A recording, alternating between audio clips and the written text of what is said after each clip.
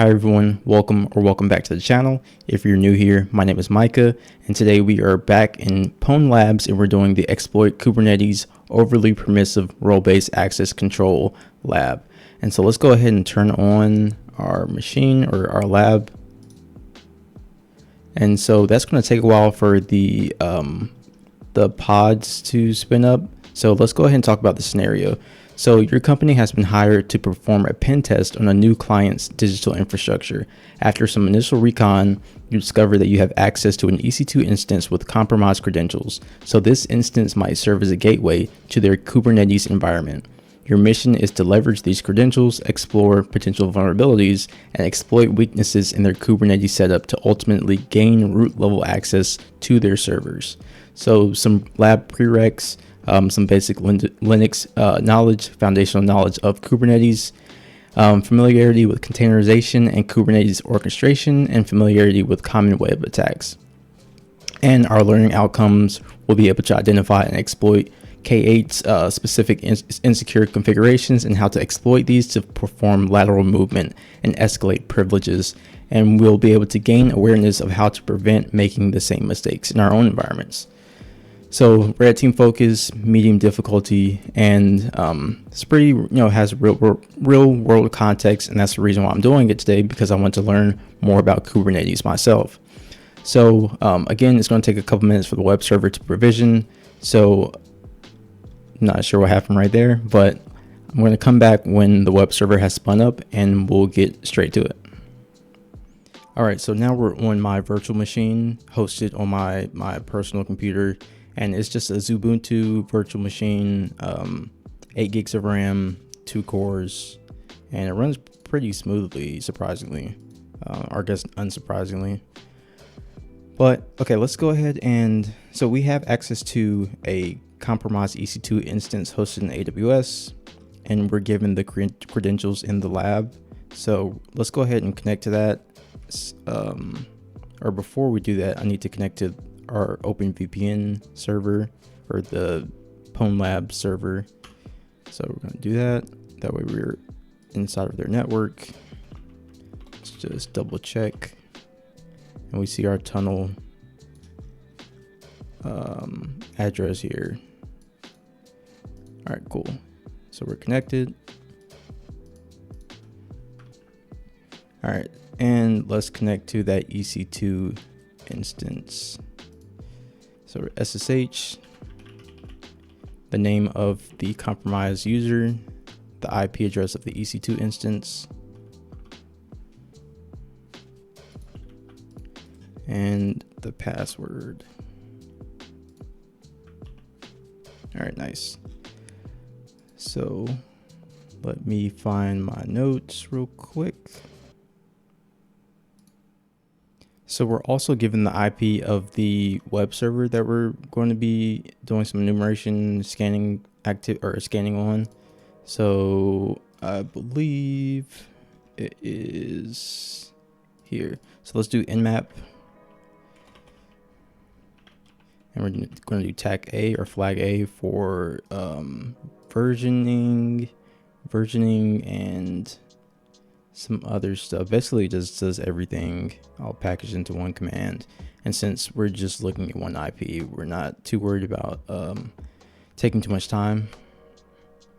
How do I not have nmap installed? Oh, this is on the EC2 instance. All right, let's try that again. From the virtual or from our attacker machine.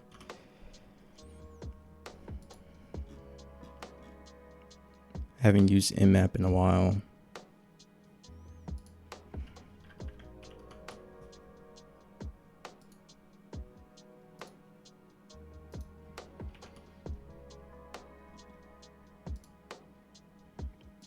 All right, cool. That's pretty fast.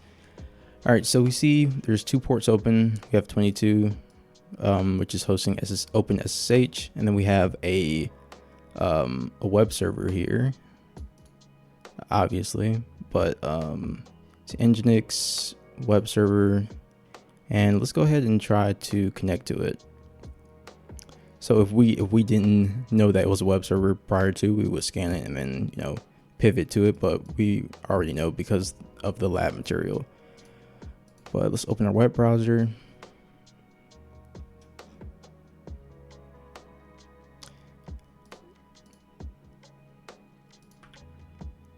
And let's navigate to that web server.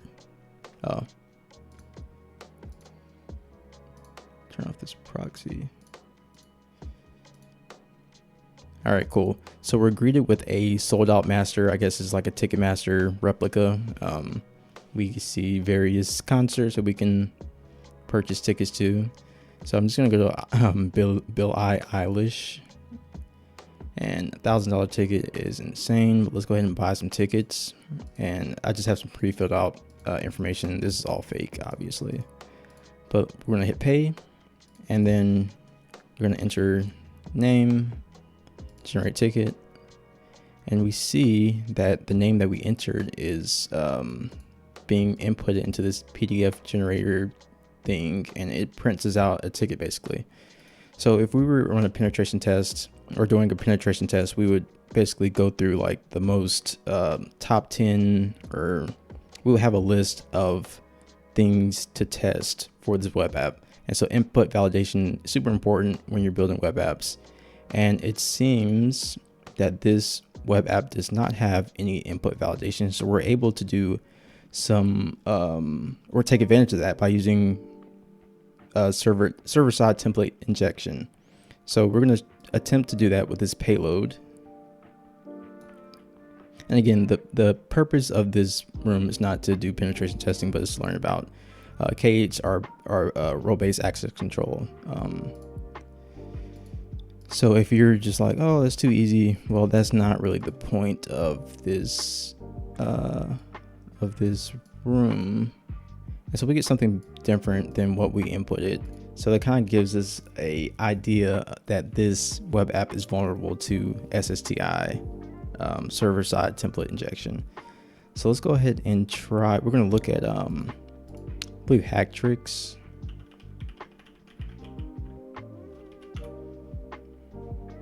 Yeah. And if you're familiar with Jinja, that is pretty obvious. It's pretty obvious that that is a Jinja template variable that we just entered.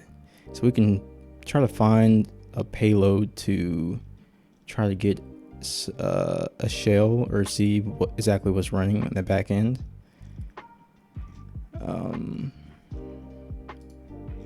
Jinja. Okay, here we go. So they give us a bunch of, or a few examples of some template injection that we can use to try to run some code or shell command on that backend server. So we're going to try this one real quick.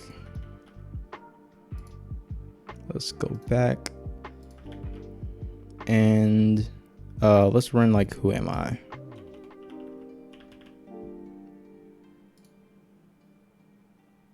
Ooh, okay, we can see that we are the user root. So we know that we can run shellcode through that SSTI payload.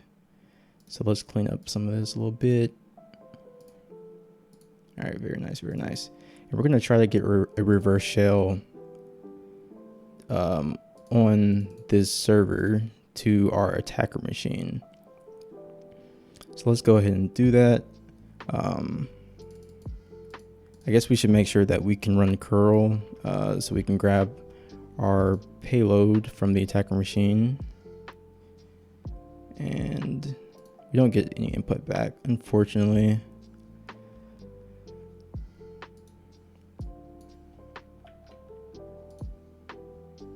Oh, there it is. Had the wrong flag. It was capital V. All right, cool. So we can see that it's running curl. That's great. That means we can reach out to other remote hosts and grab things. So let's go ahead and create a reverse shell. Pentest Monkey is a great reference for creating reverse shells. And we're just going to do like a basic bash shell. and see exactly what happens. So I have one already written up for this room, or for this lab. So we're gonna do touch reverse shell.sh. I guess we can just do nano. Let's paste in our code, our payload, and we're going to replace this with the EC2 IP, and then we're going to move the reverse shell onto our compromise instance. So what is our IP address? So 10.79.0.42. 79.0.42.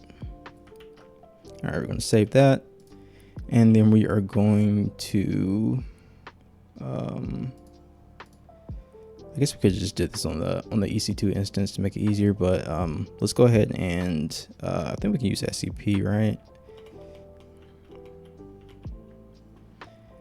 And I forget this the structure. Okay, here it goes.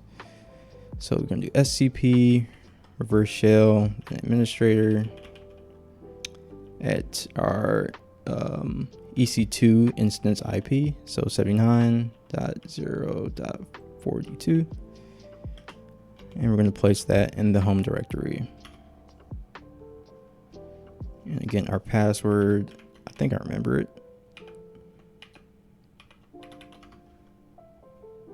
Cool. All right, so let's check and make sure that that file is actually there. Nice.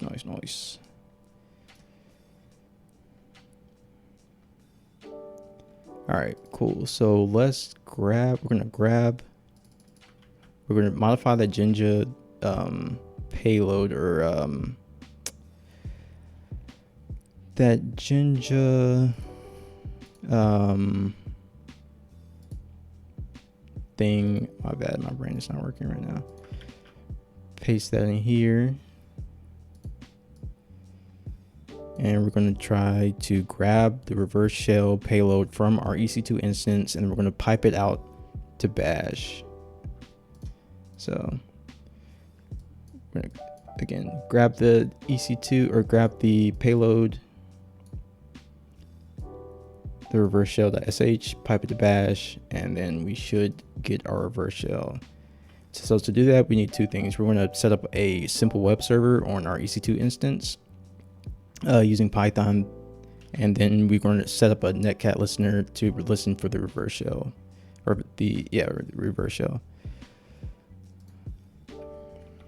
And I should probably write down this EC2 instance IP address somewhere, because I keep forgetting it. 79.0.42.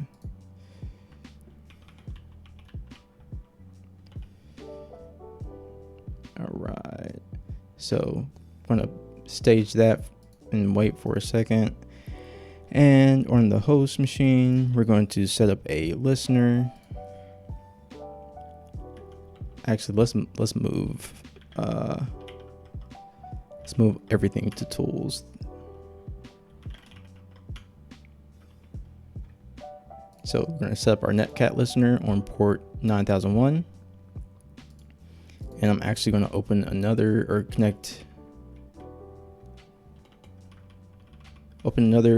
terminal tab, and then we're going to connect to the EC2 instance again. I think you just run two scripts and then have one running in the background, or run two commands, have one running in the background, but this is more visual, so I like it.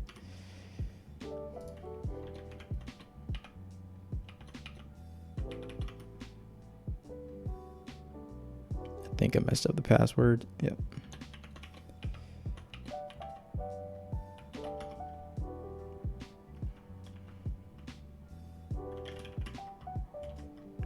And so wherever you set up your web server, it has to be the same directory where your reverse shell is. That way you can know where the path to find the file that it's looking for.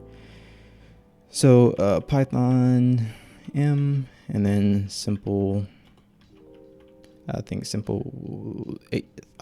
keep forgetting. I think it's HTTP server. Haven't done this in a while. Oh, here it is. I have it written down.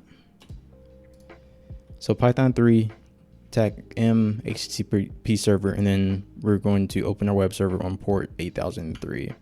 And it is the same, just make sure that we're using the same port here. So this is our EC2 instance, the port that we open our simple web server on, the payload, and then we're going to pipe it to bash. Let's see what happens. And something's not right. It should have took longer.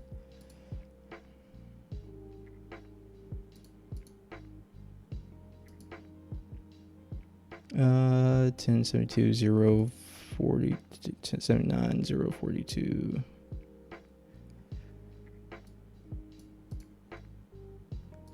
We can actually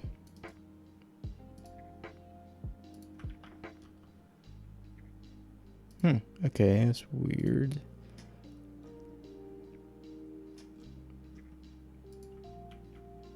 Maybe it's the should be the payload. We just tried it. Something's not right. ravshell.sh. Am I spelling it right? Oh wait. Just took a while.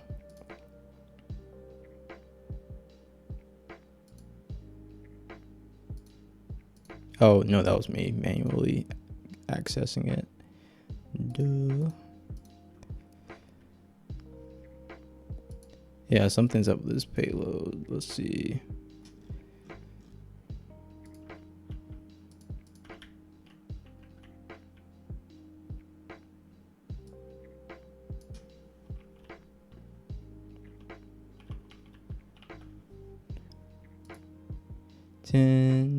Where is the 1079.0.42? 1079.0.4. Oh, there we go. All right, we can see there's some activity here, this event. So we saw something get that reverse shell, and we should have a shell on the first pod.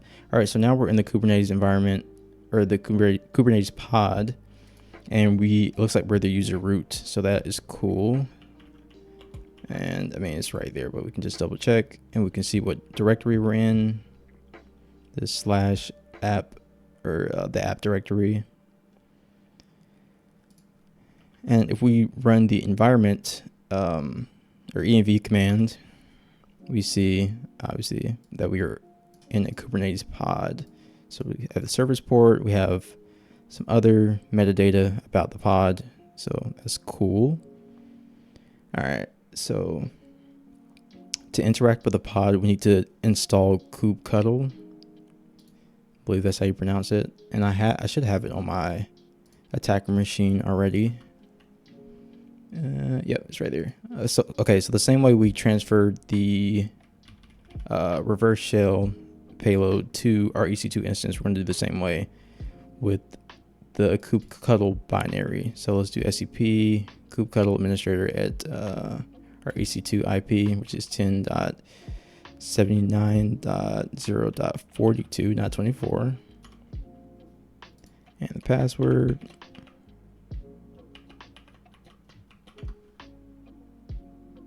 Nice.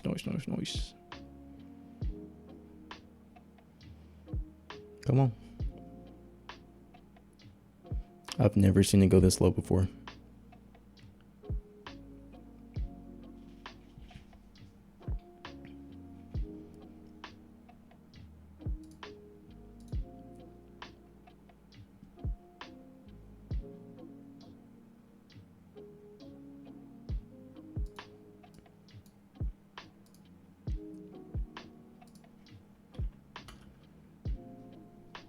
All right, so let's go back to our pod, or sorry, not our pod, the EC2 instance. We can close this web server because we're not using it anymore, at least for now. And we see that it's not there, it's in our home directory. So let's move kubectl to our tools directory. All right. Ooh. All right, nice. All right.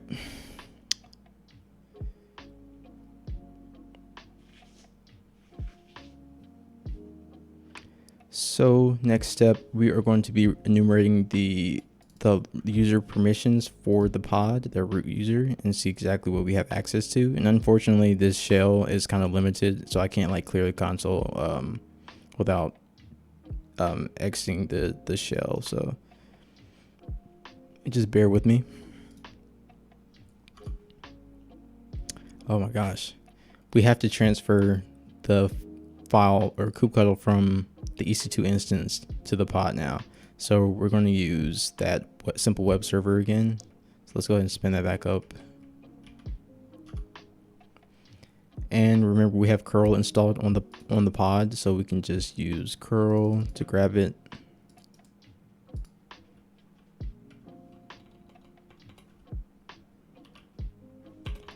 Totally forgot. See, this shell is gonna mess me up. Let's just paste this somewhere else. Like a file or notepad or something on here. I'm trying to remember the note-taking thing that I used to use, but I don't think I have it installed. No worries, no matter. Let's just go over here. So the EC2 IP 10.79.0.42, and then the port we were using was 8003. And sorry if this is hard to see, but you'll be able to view it once we get into the terminal. All right, so curl, grabbing the file from our EC2 instance. Perfect. Now we can enumerate the permissions for the root user on this pod. No, we can't. All right, so we have to give the binary execution permissions. Okay, try this again. Perfect. All right, so we see that all the different permissions for this root user on this pod, and what stands out the most is the secrets, and we can get a list of secrets with our current permissions, or this is what we're authorized to view or to do. So let's do kubectl get secrets. So we see there's a secret named my secret. Pretty cool. And let's do kubectl get secret, my secret, and then we're gonna output the data as a JSON string. All right, awesome. So we have a password here, and then we have a username, and it looks like it's base64 encoded based on these two little equal marks right here at the end. That's a pretty telltale sign that is base64 encoded. And we can use something like CyberChef to figure out exactly what these strings are in plain text. So hopefully you can see that. All right, so we have, I believe that was the password. So we have a password, and I really need a note-taking thing real quick. Let's see. App Ubuntu.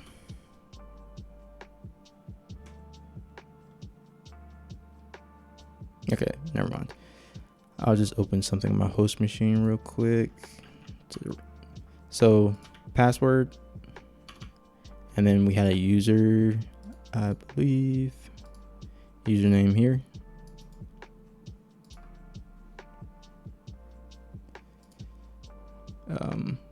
Oh, you need to go back to CyberChef and get the string. So admin.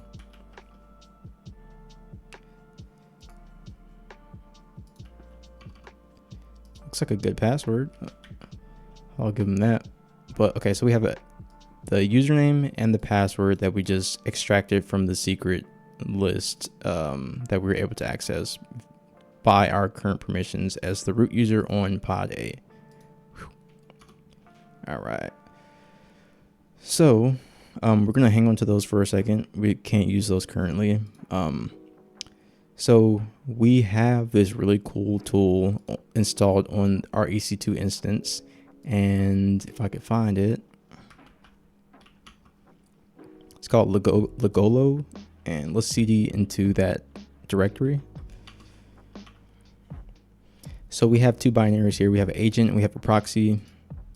We need to run a few commands on our EC2 instance to set up the proxy.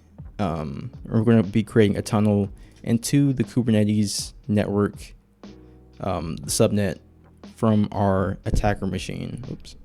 Our attacker machine. So let's go ahead and do that now. So let's run through this these commands real quick. All right, so I'm gonna do nano. Oh gosh. Let's go back to tools, do nano, and tunnel create.sh. And we're going to paste in these commands real quick. So these commands have created a tunnel device named Lagolo here. And then we're going to assign it to the user administrator. Then we're going to activate the device to make it operational with this line here. And finally, we're going to configure the routing table to direct the traffic from this subnet to our newly created tunnel device. So let's hit save, exit, and then we're going to do sudo bash tunnel create. And I need my password, or the password for the EC2 instance rather.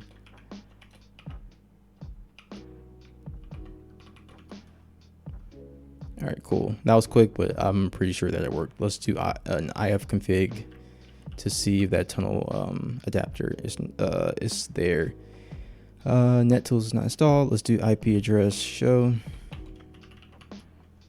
All right, so we have a new adapter here called Lagolo. That's the tunnel device that we just created. So that is perfect. Let's clear the console. And let's see, what is next? So on the compromised EC2 instance, we're going to start the proxy using the that binary that we found just a second ago. And let's cd into Lagolo, where it's located. Find that binary, that proxy binary. We're going to do this command right here.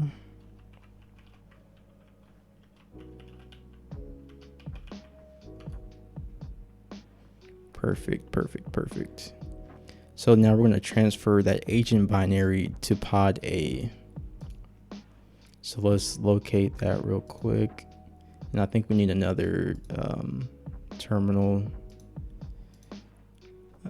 And let's go ahead and SSH to that. There it is, perfect.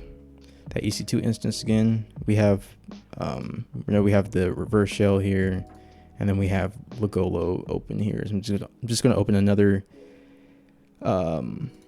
Just going to SSH into that EC2 instance again.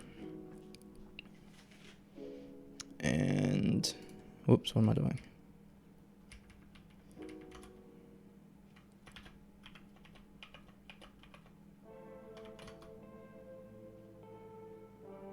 What? Such a dumb password. All right, cool. And again, we're going to transfer the agent binary that is located in tools, Lagolo, to our the pod that we just got access to. So we're going to do SCP the same way we got kubectl onto the pod. Let's see, where are you at?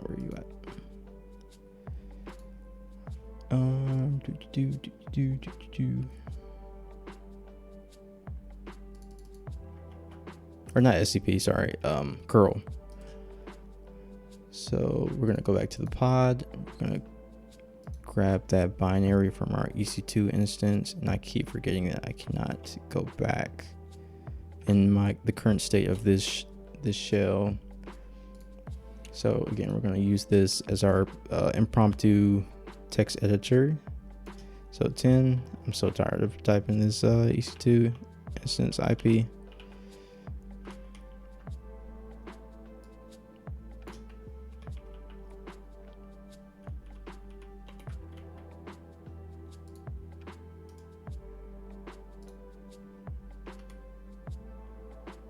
Oh, we have to start our simple web server again. which I keep forgetting. So Python, where you at? Okay, it's not there. Python m, I think it's http.server 8003.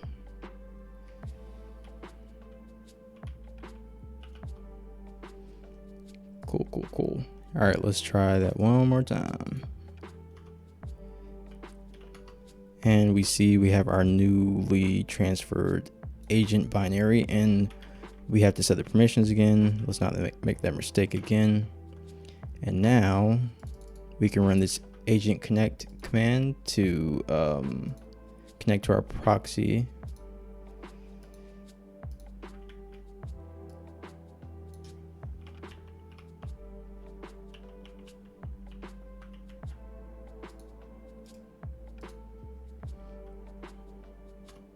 Oops.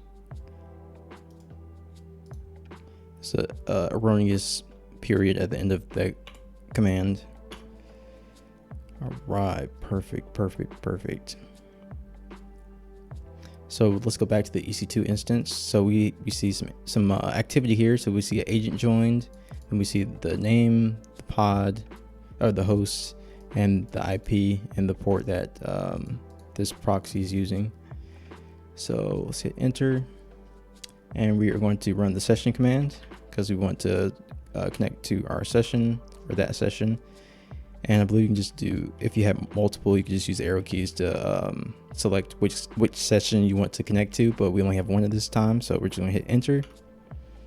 And nice.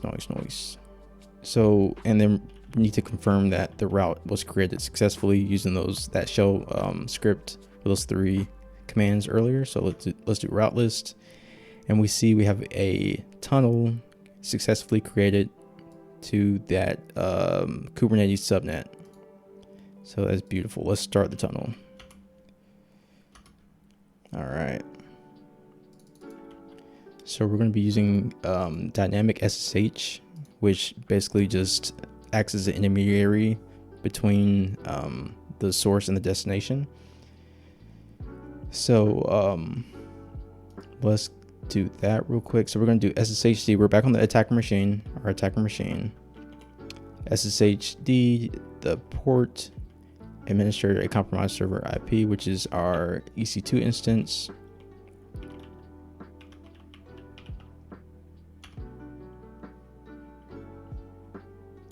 And our password, once again. Hopefully I don't mess it up. Perfect. So again,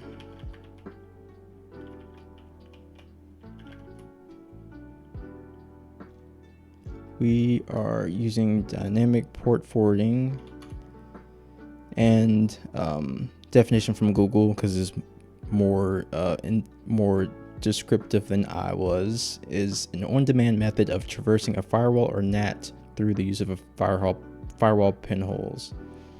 So again, it's acting as an intermediary between the source and the destination, which that's pretty much what I said. So it's not too far off. And we need to proxy our web traffic on our attacker machine through our newly created tunnel. So that was, or we're going to use Foxy Proxy for that. It's a great add-on for doing these type of things. If you want to use like Burp Suite and proxy traffic through Burp to inspect traffic or whatever, then I don't know what I'm talking. But okay, let's create a proxy for our tunnel, and I already did that beforehand. So title can be whatever you want to. We're going to use a SOCKS4 proxy type. The port, the same port that we are using for our dynamic port forwarding, which was where is that? Did I already connect to it? Well, it was port 950 or 9050, and then the host name is our local, because we already routed that traffic or created that tunnel on our local machine. So let's hit save, and I wish that would exit. It just does that. But we are going to turn on that proxy, and let's do a bit of recon on our pod. Well, I guess we should have already did that.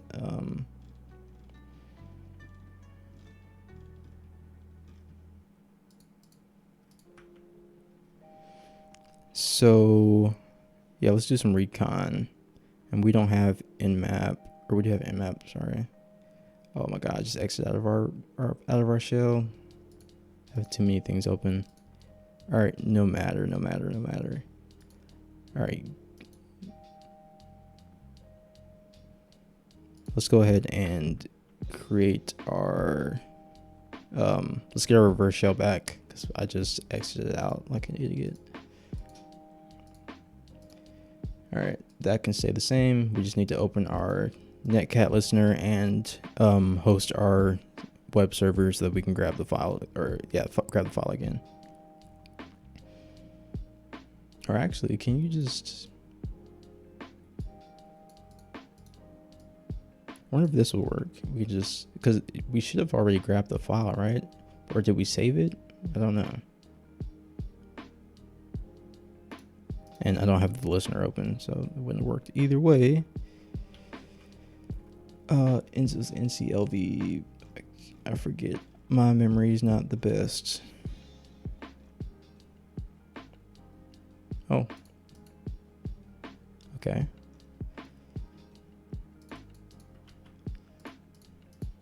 I cannot remember commands to save my life.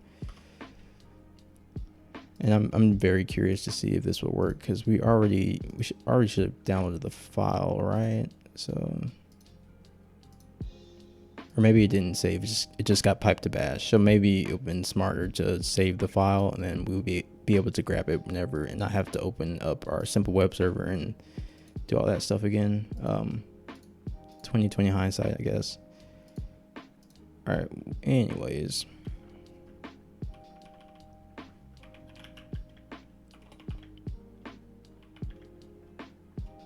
Actually, let's do that.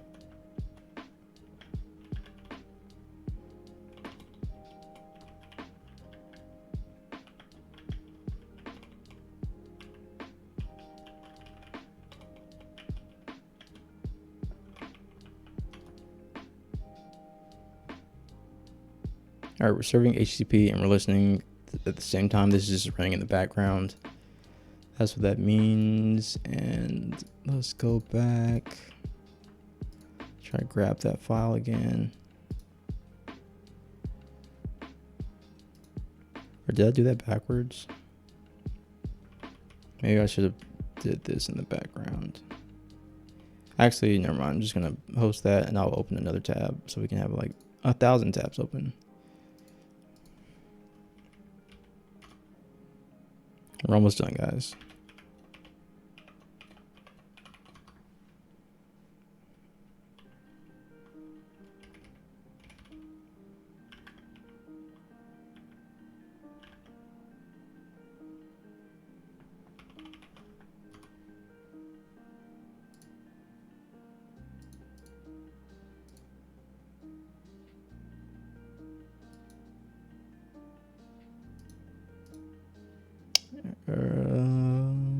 What am I missing? I'm missing something.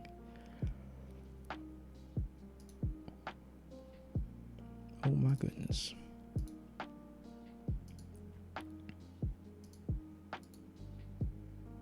Port 9001, we're on our EC2 instance. So much stuff open, it is ridiculous.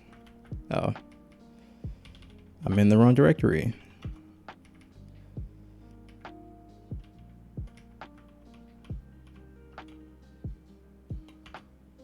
Okay. There we go. Beautiful.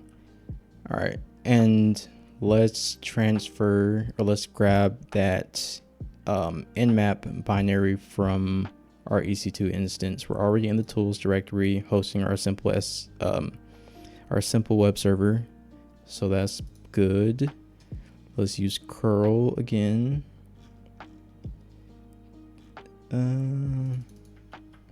Sorry, I'm just being lazy. I don't feel like typing things. I keep forgetting the shell. All right, back to the note, our impromptu note thingy. I'm gonna have nightmares about this IP address.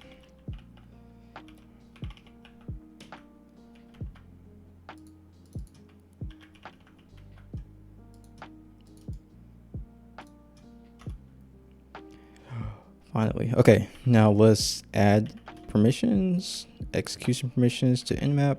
Then we're gonna run nmap, and we're gonna do a ping sweep, ping scan, and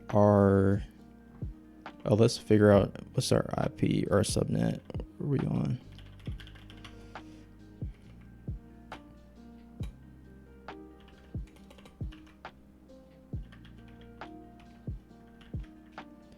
.244.0.53. What just happened? It's probably the wrong command. What is the ping? I guess I can just do nmap help. What is happening?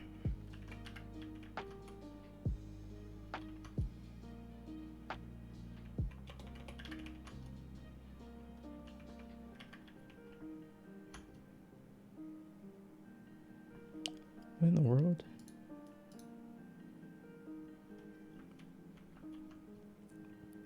Oh, that's the that's the directory. All right, man, too much stuff going on. All right, so there's our binary. Now we can open our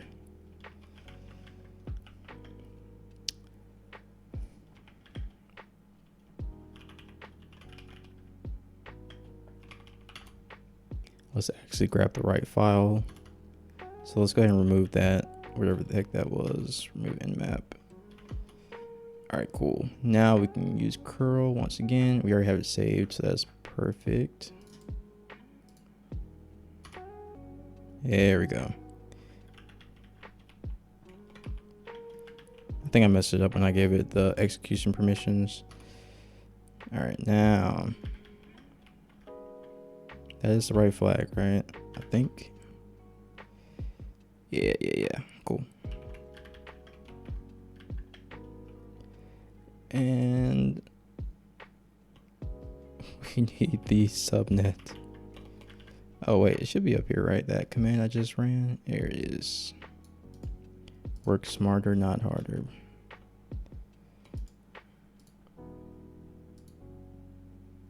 Beautiful.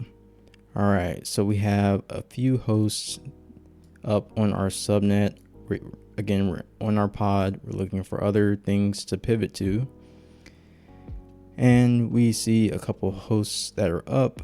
We see this 51, this 52, this 53. I believe that the one that we care about is this 52. And so let's look at some, let's try to find some ports that are open. And I believe there's a command here that we can just copy and paste, kind of save some time. I feel like this has been going on forever, so just bear with me.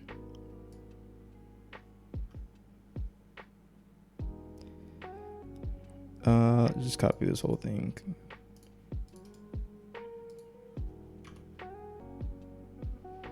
And we should get some ports back. All right, nice. All right, so we have looks like a HTTP. What is HTTP alt? I'm sorry if I'm just going off on side quests, but I don't know what that means. And this is slow. Like, it's not the virtual machine. I think it's just my network. Oh, we're proxying our traffic, so we can't do that. Let me just look it up over here. HTTP alt web proxy caching server. or running a web server as a non-root user. Okay, well, I learned something new today. Cool. But we're not worried about that one. We're worried about this one right here. This 52, which has this 5000 port 5000 open. So let's just keep that in mind. Let's copy that and paste that here. And you can see from my history, I've already been here before. So it leads us to a web server. And that's probably going to take a while. It took a while for me last time. Oh, there it is. Cool. Let's just refresh that. I think if you cancel it out, like if you stop loading the page, it just works for some reason. So, so do you remember the compromised credentials that the credentials that we exported from the secrets list from earlier? If we have those handy, we can go ahead and try to log into this this server here. Nope, not that one. Click the wrong thing.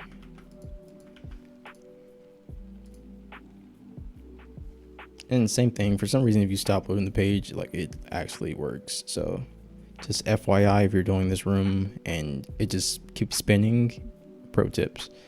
All right, we're gonna go to this ping tool. And again, if we were actually on a penetration test, we would go through a list of things to test the web app on, input validation being one of them. Eventually, we will come across that this web server is vulnerable to command injection. So we can affirm that theory by running the hostname command with this little semicolon in front of the command. Hit ping. Again, it won't load for some reason. You have to hit stop loading page. We can see that we have access to a shell on the back end. We can even see the host name because that's the command that we just ran. So if we ran like who am I, we should get back root or something at least. Yep, we're root. And sorry, you can't see that. This is what I just did. Semicolon, command, ping, stop loading page, and we get our results back here. And then we can see we have access to a shell. All right, so we're going to do the same thing that we did before. We are going to try to get a reverse shell on this machine, on this pod. And here's the command that I'm running. Hopefully you can see that, but curl http this will be our EC2 instance, and then the port that we have our simple HTTP server running on, the name of our reverse shell, which is rev shell, and we're going to pipe it out to bash. So let's go ahead and get our stuff ready on our EC2 instance. So we're gonna go ahead and start that web server up again. Make sure that you're in the right directory. Let's just double check. So we have the reverse shell here in our current directory. Start the web server. Whoop. Am I running? Can't remember. Oh yeah, I am. Oh.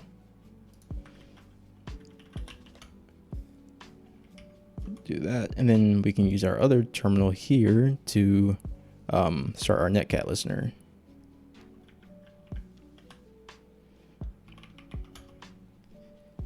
All right, with those two things in place, we can try to get a reverse shell.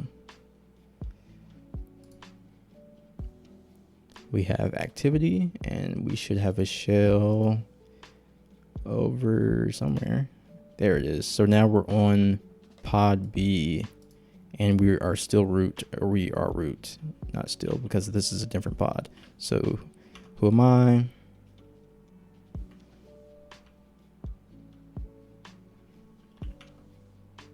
Ooh, that is slow.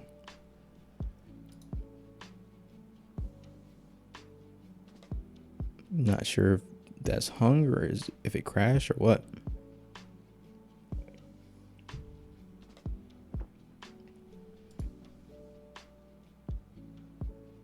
That's no good. All right, let's try this again.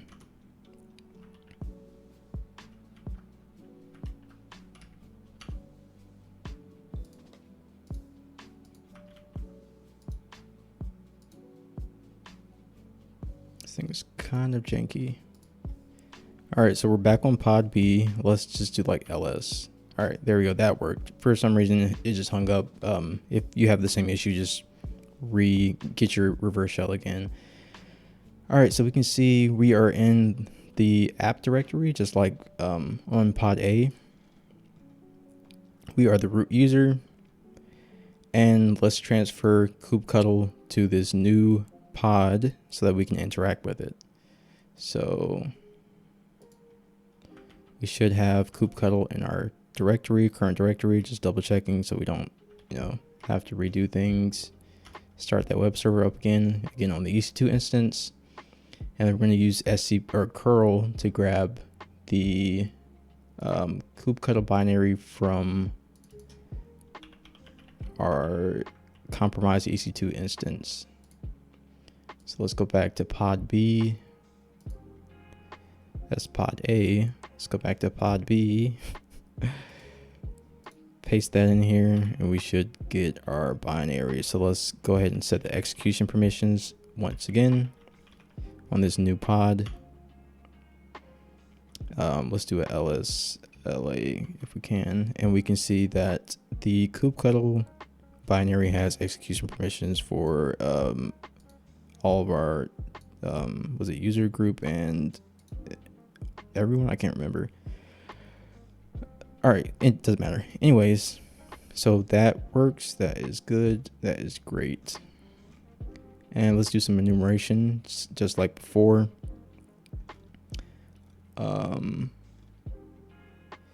Looking for the command kubectl auth can I. That's a really cool flag. Like, can I do this? Yeah, maybe. All right, so we have basically like global admin, super admin, user, or root. Like we have access to do everything on this on this pod via this user. And again, this ties it back into the role-based access control. Like this, we're not implementing, or they aren't implementing the least privilege for this user, and we pretty much have free reign to do everything. We have cluster admin level privileges, so it's pretty crazy. And with that, we can abuse this permission to create a malicious pod, and we're going to do that now. So let's find empty. I think we can close this out. I'm kind of scared too. Right here, let's create a file called bad YAML. So we're going to create a YAML file and then use kubectl to create a pod from the YAML that we are about to create. And let's see here. Sorry, bad YAML. You can name this whatever you want to. And this is inside of the lab room, or lab information. They'll give you this YAML information that you can use to create our breakout pod or malicious pod. So let's go ahead and save that. So basically, I asked ChatGPT again because I'm learning Kubernetes and all this stuff. I'm not, a super genius, or this is, things that I'm learning. So I asked ChatGPT to explain the YAML to me. And sorry, let me just make sure. Everything crazy over there. Okay, yeah. Don't have to do any editing then. So I was curious about these two lines in the YAML, this command and this args. So basically this command to run inside the container is bin sh. This is our bin, or our shell basically. And then the arguments are to keep the container running indefinitely, which is perfect for us if we're persistent threats, which we are in this scenario, I guess. So let's go ahead and save that. Holy crap, what did I just do? It's hard to see with this stupid mic in the way. And we're going to transfer, once again, a file to a pod. And we're going to use curl again. Hopefully I still have that string saved. Yeah, boy. Oh, it's the wrong name though. We are looking to transfer bad YAML.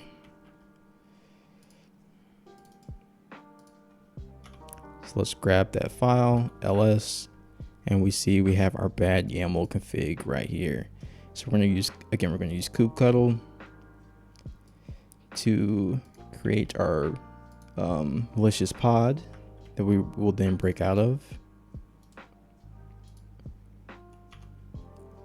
So kubectl exec breakout pod, and then actually let's ask ChatGPT exactly what this means, just for learning purposes. Edification again, go away. So it's used to start an interactive shell session inside of a running Kubernetes pod. Okay, self-explanatory, or no, good explanation. Cool. All right. Wait, what? Not found pods. Breakout pod is not. Oh, sorry, that's wrong. That's to connect to the pod. We actually need to create the pod first. So we're gonna run this, and this is just to apply that YAML, and it will create our pod for us. Now we can run that other thing that we just got the explanation for.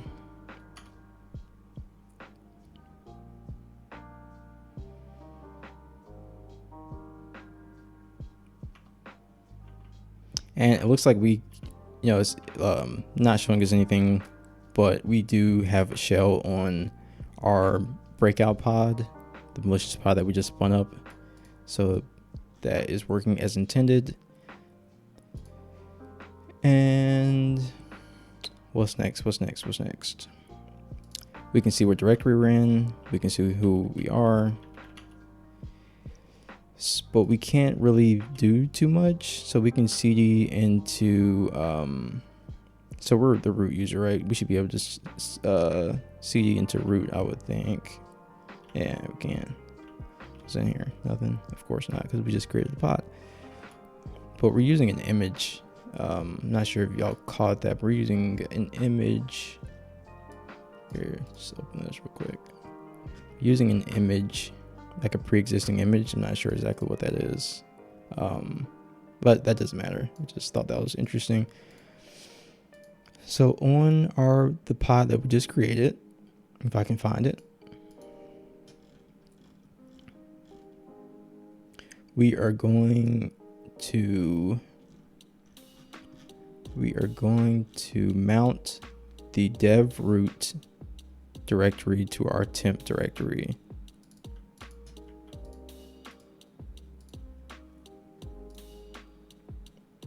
We're going to cd into temp, and we're going to cd into home, Ubuntu, and we're just looking for a flag basically. And we can see that we have access to our flag, and this will allow you to complete the room basically. And that's pretty much it. And there's some takeaways here that we're going to go over here in a second. But yeah, that was a pretty cool room. I learned a lot. I really love this platform. I'm not gonna lie to you. Like, being able to spin up a lab in like 2 seconds is pretty amazing. And it's cloud stuff, and relevant things that I want to learn. So kudos to PwnedLabs for all that they're doing. But the takeaways are,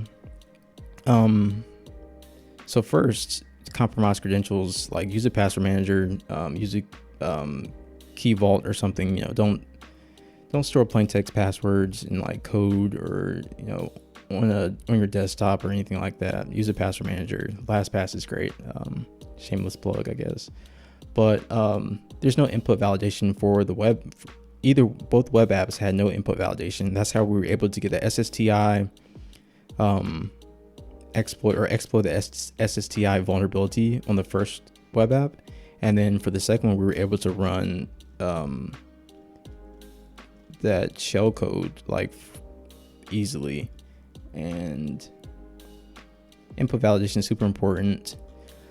But the purpose of this lab was to highlight the importance of proper role-based access controls, like least privilege. So that second pod B, having broad permissions like that is not great. I mean, if you can help it, of course. But I think those are two of the biggest takeaways from this, like input validation for the web app, and then proper or sensitization input validation for the web apps, and then the least privilege for the roles or the users that you're attaching to these pods. But yeah, there's some further reading, and if you can't tell, I'm very tired, so I'm going to cut this video short, or not short, it's probably pretty long, but yeah, that's it. That's the video. Hopefully you enjoyed. If you did, please leave a comment, subscribe. It helps the channel out immensely. And I'm going to start posting more videos here soon. I'm going to continue the cloud resume challenge and complete that series. Just last few months have been interesting, not in a bad way, just a lot of things to do, a lot of things I had to do. Visited Hungary with LastPass. That was pretty great. Did a book review for Packet. If you're following me on LinkedIn, you probably know all of this already. But yes, I'm sorry for not being consistent in my posting and uploading. So just look forward to me trying my hardest to upload to YouTube more. But I appreciate you guys. I appreciate the comments and all of the support. And stay safe. Stay safe out there. I'll see you next time.